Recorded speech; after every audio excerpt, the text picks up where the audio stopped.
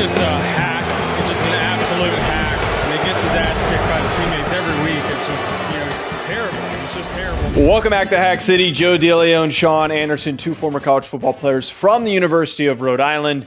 We've got a little bit of week 0 action for FCS football that we're going to be recapping. Not going to be a long show today because, frankly, it wasn't exactly the most exciting slate of games. There weren't that many to go over, but still, there's some takeaways that we're going to have. Sean's hungover. We're back to the normal swing of what is that supposed to mean? Whoa. No, I'm just giving you a hard time. I love the favorite review. My favorite review on Apple Podcasts is... Wait, I need to pull it up. First of all, I don't want to misquote not hungover. I just ate a ton of food for lunch and woke up from a nap. I am not hungover. Okay. This is Joe trying to push he thinks that during this season I'm not going to be in season form. Week 0, start of the season. That means Saturdays you are great. In season form being no, hungover. That's not how it works. Point. I am not hungover. I got the itis. And God forbid somebody tries to get the itis on a here Sunday. It is. 5-star review from Sheridan, 1974. Really enjoy the insight from the hosts and the funny back and forth. Sean Anderson might always look hungover, but he still brings the entertainment. Enjoy the show a lot and the YouTube channel as well. I just can't win. I can't win because last week I passed off on the nap and Joe yelled at me for being too high energy and happy. And this week I take the nap and now Joe's crushing me. Good point. I'm sure. I do perpetually nap very hard though. So I understand, like, it's not a terrible judgment guess for Joe to think that I got after it so hard on Saturday night that I would still be hungover. It's not a terrible guess because I nap hard. It was a hard nap. Nashville hot chicken sandwich today for lunch. Just fries with it also. So I get it. I understand. I'm not trying to call you out. No, I knew what you were trying to do. It was hey, don't worry. No, don't worry about it was me, a hot reference legs. to Hey, that hot legs, don't worry about review. me. Yeah. Making Sit fun in of that wet my chair, lack of enjoy air it. conditioning. Yeah, it is really wet. You should, you're missing out. You could get a whiff of it. 3 games that were played out. I am the owner of the Reddit FCS betting economy. I'm the greatest bettor in Reddit FCS history for my capabilities. You didn't bet, so you are not a part of the economy. Don't you dare. You wish you were. Don't you dare say wish I you didn't were. bet this weekend. I had a rough start to football season. We're going to talk about that on the FBS show. We're going to get to that. Oh, don't act like you have to air some grievances with me, pal. Don't you dare. Yeah, I Don't you do. I dare. do. I bet with you on 2 bets, and you screwed me. You completely screwed me because you're the worst bettor on the planet, and I let your logic talk me into it, and I'm not going to waste my time. BetOnline has my money right now. Can I get that at least? Sure, you're welcome to have that.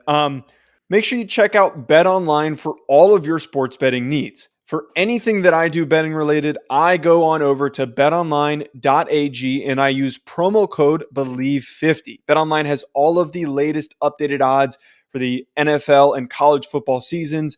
Anything you need, whether it's futures, live in-game betting, no matter what, your football betting needs are met at BetOnline. And again, make sure you use that promo code BELIEVE50, BLEAV50 to get a 50% welcome bonus on your first deposit. BetOnline, where the game starts. Sean, the 3 games that were played, though, we're going to be talking about North Alabama, Mercer, Fordham, Albany, and then Jackson State, South Carolina State.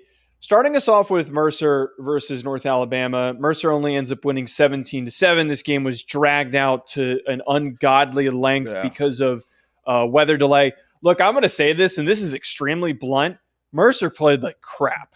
I know that there's inclement weather, there's tough, difficult circumstances, but people wanted to point out certain teams that didn't make my ballot. Mercer was not one of them. You lose your starting quarterback. All you've got coming back are those 2 wide receivers, and they looked helpless without, outside of that.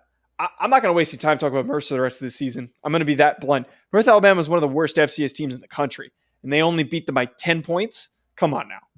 Yeah, the weather delay is brutal. Then the weather delay in week 0 is brutal, not only for the fans, but for the team. I mean, really, all you are dying to do is hit somebody in a different colored jersey. That's all you want to do. Camp sucks so much. because you keep on going up against the same people and you keep on having the same frustrations, and it builds and it builds and it builds. And now, week 0's here. I got a chance to finally let it out, and then thunder delay, lightning in the area. That's got to be a dagger to of a momentum, just anchor for a team, and then for the fan also. I still remember a Thursday night. The fan. I still, yeah. The singular fan that was at this terrible game. There was a Thursday night opening game for the NFL one year. I think it was Broncos Ravens. And it got pushed off, I think, an hour and 10 minutes. I still distinctly remember my frustration with weather delays. And I get it, and I know that it saps the players' energies. But, God, was that a blow to because it was right there in the middle of the day. Give it to me. Navy's kicking the hell out, or Navy's getting the hell kicked out of them by Notre Dame. I need something else to flip back. I need a flip back. The golf stinks. Victor Hovland's going nuclear and just destroying everybody. So that's not even interesting. It just, the weather delay hurt. The weather delay hurt my viewing experience. I will. Here's my one thing, and I'm kind of just going to move past this. Again, I think that Ty James, Deveron, and Harper are really good players, and I'm going to acknowledge them as such. It takes a lot for me to have a game on and to not want to watch it and switch to another game. And this did exactly that. Again, this Mercer team was ranked last year. They were supposed to be pretty decent coming into this season. I think that they're a shell of themselves, and I don't think, again, they don't really deserve much deep analysis from us. I will give a little bit more deep analysis to one of our CAA foes, Albany, beating Fordham 34-13. I got this pick wrong. And Sean is up 3-0 to me at 2-1 in FC estimates. Like always, good to be back. At least nature is healing, and Sean is just dominating the competition weekly now. It just feels good to be back in that manner. We're going to breeze past that. Whenever Sean's winning, we're not going to talk about it. But Albany looked pretty good. Albany's kind of back to where they've got some offensive explosion. Fordham, man. No, oh my God, why am I blanking on the kid's name from last year? Demorat. Demorat. Why did I completely forget about his name? I don't know. I put it Tim in the notes Demorat's also. Gone. Yeah. Did you? Yes. Oh my God. Fordham looked way different without Demorat. What are you doing, pal? Without the mustache game of Demorat, hey man, true. I'm so hot right now. I just did a whole full show. My ass is sweaty as hell. Sure. I'm distracted. No, that's not a good excuse. Without Demorat, Fordham's a completely different team. They didn't even touch the offensive production that they had last season. This would have been a 35 point output if Demorat and company were still there. But I don't have very high hopes for Fordham with the way that they looked. Yeah, it is rough to see the start for Fordham, the stark difference. Albany putting up 34 points. That's good. Reese Poffenbarger, which is how the play-by-play commentators pronounced it, which I'm going to take it from them, looked sharp. He looked good. He looked confident in the pocket. Whereas CJ Montez for Fordham, not as much. And maybe we got spoiled with Tim Demorat last year. Montez had 200 yards and a touchdown. But golly, they were unbalanced. They're rushing. They only had I think 35 rushing yards for Fordham. Albany's not known to have a super stout run defense.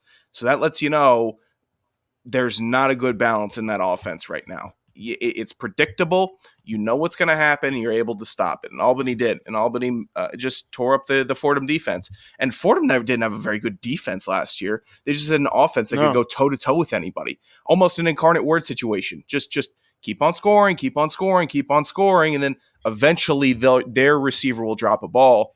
Well, Fordham, now you're the team whose receivers are dropping the ball, and you can't score. So Albany came out, handled business. Looked pretty sharp also. Looked pretty sharp.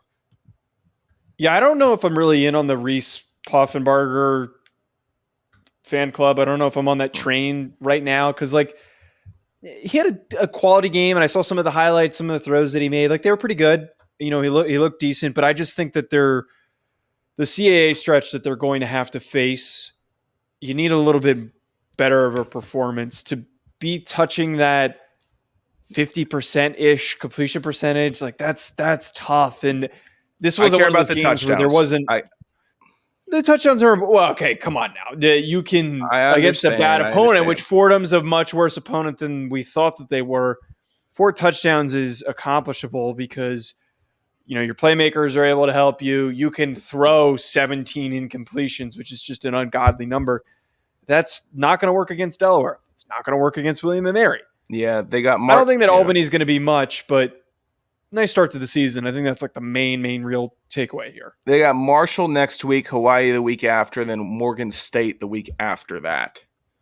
And then they start CAA play. We'll see. We'll see how they shape out. And the Marshall will be a good test. Marshall's a team that can beat some teams, not very good, but they've known to pull an upset in their history. You're a dick. What did I do? Why can't I ever talk about Marshall in an unbiased fashion without getting criticized by you? I can't wait to talk about Navy Notre Dame. That's going to be really fun to talk about on the FBS show. Jackson State versus South Carolina State. Again, there's not really a lot to take away from these games. We're not going to belabor the points on some of these. I think that there was a lot to take away from Jackson State. You and I both ranked Jackson State. Actually, I know I did. I think we both did. I think we both did rank Jackson State, and we talked about this on the preview show that they might have lost a lot of players, but they still brought in some good athletes. They're still a transfer portal destination. My main thing is what I talked about the whole show. Jason Brown's a dude. Jason Brown has an FBS arm, and he can throw off platform. He can sling it. He had a bunch of just nice, easy throws. I think that Jackson State goes as far as Jason Brown can carry them, and he is going to continue to be brought up in the conversations as one of the best quarterbacks in the FCS. Like, I really, truly believe that he is somebody who could be on the short list for the Walter Payton if we get more games like that. He goes 25 for 29 for 356 yards. That is just a phenomenal performance. Yeah, he plays so well at the FCS level that you're like, man, he should transfer up. Man, he should go to the end. And then you're like, oh, okay. He's human. And now he's back to playing really well in the FCS level, which cool with me. Keep on throwing the rock. Keep on dotting teams up. And Jackson State took care of business. They just took care of business, rushing the ball, passing the ball. Their defense was stellar. SC State's not even that good of a team, and we didn't build them as that good of a team. But Jackson State held them to 63 yards passing in the air and 100 and change on the ground, 7 points. That's good. That's good for a team and a defense that had so much turnover. Learn the new coaching, learn the new language, come out, do your job. It was a great win. Great win. TC Taylor must have gotten these guys to adapt quickly, learn quickly, and be ready for that opening week, because New Dawn, time to be ready for it. You do not want to come out in New Dawn looking flat. You do not. That's what Fordham did. Fordham came out in New Dawn and looked terrible. Jackson State did the opposite. You hit the nail on the head, though, there. The TC Taylor, I just think, has been such a home run hire, the way that he handled the offseason. And we're already starting to see that what they're capable of doing. If they continue to play like this, they're going to be a really, really tough team to play, especially once they get to in-conference play. I want to give a quick shout-out to Irvin Mulligan. Awesome football name, by the way. Yeah. Mulligan is just an awesome last name. I don't know why.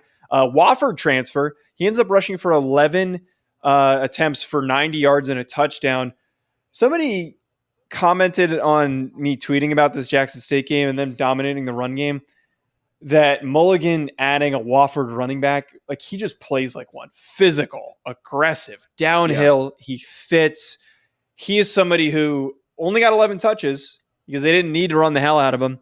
I think he could probably get like 20, 25 carries and be a really productive player, and be a reason why they continue to win games. Again, this offense looks fantastic.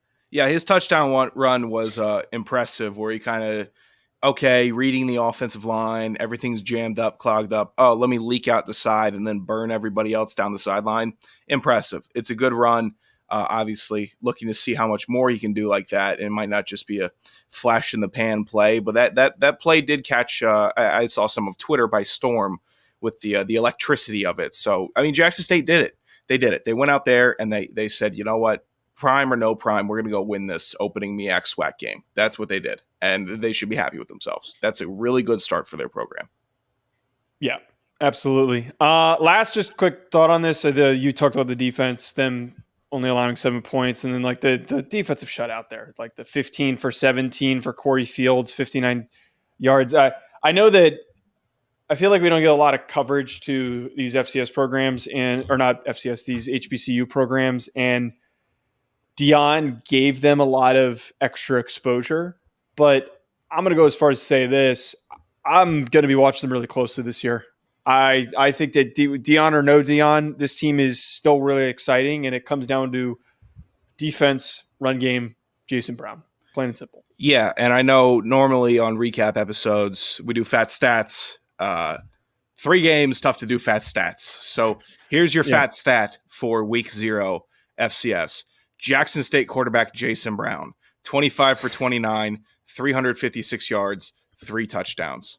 There's your fat stat. I didn't forget about it. I didn't forget about you, but 3 games, you're getting 1 fat stat. I go through every single game to try to find the fattest stat lines for everybody. And there will be more next week, and we'll get back to the extensive list.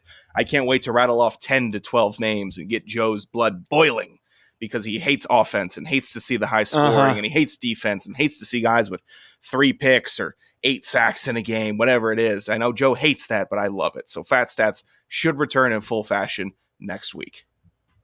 Trying to see if there's like anything stupid from the UNA Mercer game, but this again is just the most unbelievably bland, vanilla, terrible football game. I'm done looking at this. All right, at Joe DeLeone at Sanderson Radio, probably the shortest episode we've ever done of the FCS Football Pod. Games are actually back. We're going to be previewing it. Make sure you don't miss out. Hit subscribe.